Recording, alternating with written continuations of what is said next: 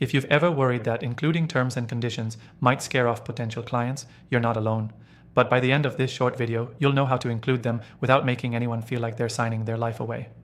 And I'll show you exactly how to do it using the best tool I've tested. There's even an exclusive free trial linked below just for viewers of this channel. Here's the trick. It's not about hiding your terms and conditions. It's about how you present them. You want to build trust, not tension. The way you phrase and deliver these documents makes all the difference. First, never call them just terms and conditions as a standalone heading. Instead, call it something like Project Essentials, Working Together, or What to Expect. It sounds friendlier and makes clients more likely to read them without defensive energy. Second, front-load the benefits. Before showing any legal text, briefly explain why the terms exist. To protect both parties, set expectations, and ensure a smooth collaboration. Keep that part human and conversational. For example, to make sure we're always on the same page and everything goes smoothly, here are a few things I always include for clarity. Now, for the format. The software we'll be using lets you embed your terms into the proposal itself, instead of a separate document, so it feels like a natural part of the project overview. No intimidating PDFs, no 12-page contracts. You can even add checkboxes for clients to agree before submitting their approval, which feels more like onboarding than a legal process.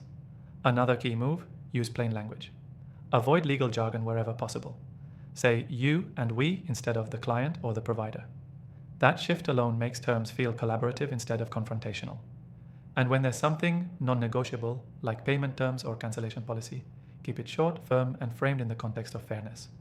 Say something like, to stay on track with projects, payments are due within 7 days of invoice. This helps me deliver on time for every client. I've tested all the big platforms, and the software we're using in this tutorial is the easiest way to make this happen without looking like you're forcing a contract.